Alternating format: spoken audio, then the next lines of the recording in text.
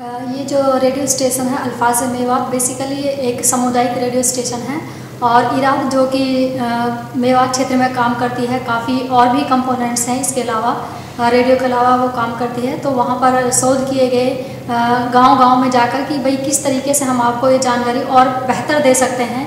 तो लोगों का एक ही ख्याल था कि यहाँ मेवात में कोई भी एक ऐसा संचार का माध्यम नहीं है जहाँ पर लोग अपने बात को रख सकें और नई नई जानकारियाँ उन्हें मिल सकें। तो फिर इराद ने इसके लिए लाइसेंस लगाया कि जब हमें परमिशन मिल जाएगी तो हम रेडियो स्टेशन खोलेंगे। और उनको अप्रैल में उनको परमिशन मिल गई और सितंबर में उन्होंने इसकी जो प्रसारण की तैयारी थी, इसकी जैसे टेक्निकल ट्रेनिंग, वॉलंटियर्स को सिलेक्ट करना, ये सब शुरू कर दी थी। तो गांव से कुल मिलाकर 16 वॉलंटियर्स निकल कर आए थे, जिनमें मैं भी शामिल थी।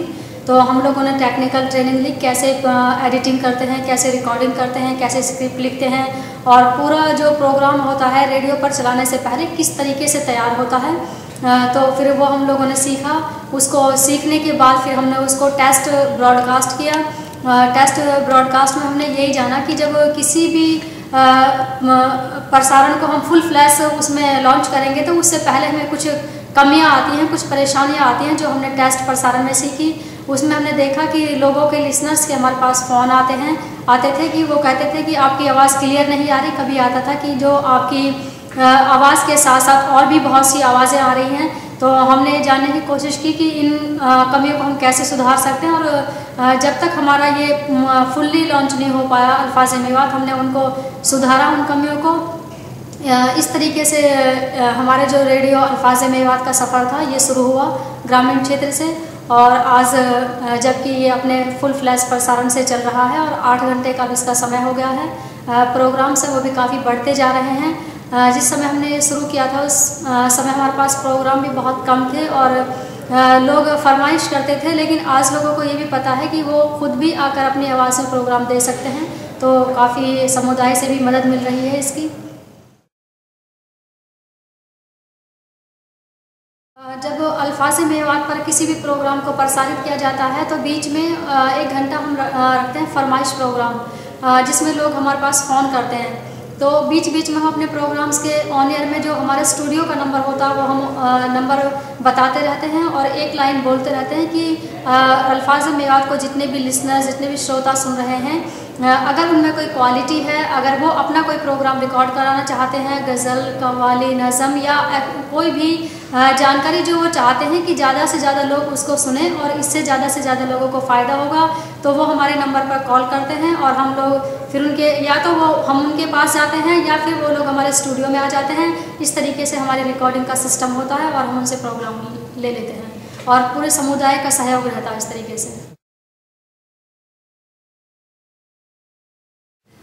इस जो रेडियो स्टेशन का मकसद है वो सिर्फ एक ही है कि जो मेवात के लोग इतने पिछड़ चुके हैं, इतने पीछे रह रहे हैं, जबकि बाकी दुनिया की जो तरक्की है वो चांद पर पहुंच गई है, जबकि मेवात के लोग हैं इस तरक्की की दौड़ में सबसे पीछे हैं। तो एक ही बात, एक ही मकसद इस अल्फाज़ मेवात का सामने नज़र आता है कि लोगों को इससे ज़्यादा जानकारी हो, लोग अवेयर हों, जागरूक हों और वो पहचाने कि उनको वो किस तरीके से इस दुनिया की भागदौड़ में शामिल हो सकते हैं।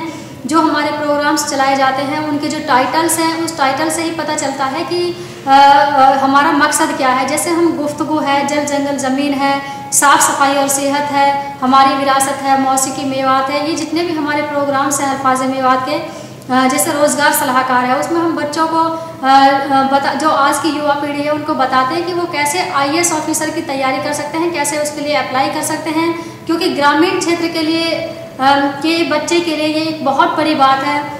वो ये तो जानता है कि IAS ऑफिसर होते क्या है, लेकिन उनको ये नहीं पता कि अगर वो खुद बनना चाहता है तो उसे किस तरीके से, कौन सा प्रोसीजर है, कौन सी प्रक्रिया है, कहाँ से उसे गुजर कर इस तक पहुँचना चाहिए। तो मुझे लगता है कि अल्फाज़ मेवात से एक बहुत बेहतर कोई विकल्प नहीं हो सकता, क्योंकि एक संचार का माध्यम है और इसको ज़्यादा से ज़्यादा लोग सुन रहे हैं। और जब वो लोग सुनते हैं तो फिर फीडबैक भी देते हैं प्रोग्राम्स का।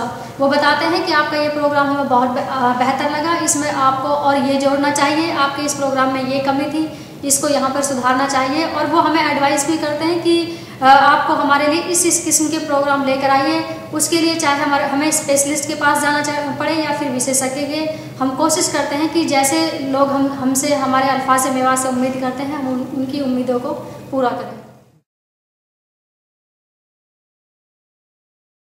आगे जो हमारे अल्फाज़ मेवात के सामने सबसे बड़ी चुनौती है वो यही है कि हम इसके जो प्रसारण का समय है उसको बढ़ाना चाहते हैं, क्योंकि हमारा जो इस वक्त समय है वो 8 घंटे है और लोग हमसे ये आशा कर रहे हैं कि हम इस प्रसारण को 24 घंटे लगातार चलाएं। तो लोगों ने हमारे पास बार बार कॉल किया है और जो भी वहाँ पर जाते हैं उसकी विज़िट करने के लिए तो उनसे यही इल्तिजा करते हैं कि आप इस प्रसारण को 24 घंटे कीजिए, 24 घंटे कीजिए। मुझे लगता है कि आज के वक्त सबसे बड़ी चुनौती यही है कि अगर हम लिसनर्स की नहीं सुनते हैं तो उनका मन टूट जाएगा, और अगर उनकी बात को मानते हैं तो हमें कड़ी से कड़ी मेहनत करनी पड़ेगी। उसके बाद ही हम इसको इतने कम वक्त में, क्योंकि अभी अल्फाज़ मेवात को सिर्फ 3 महीने हुए हैं, ये जनवरी में टेस्ट ब्रॉडकास्ट हुआ था और मार्च में हमने इसको फुल फ्लैश स्विंग में हमने इसको लॉन्च किया था, और अभी इतना कम वक्त है कि मतलब इतनी जल्दी इसने अपने आप को मशहूर किया है, लोगों तक अपनी पहचान बनाई है। तो हमें लगता है कि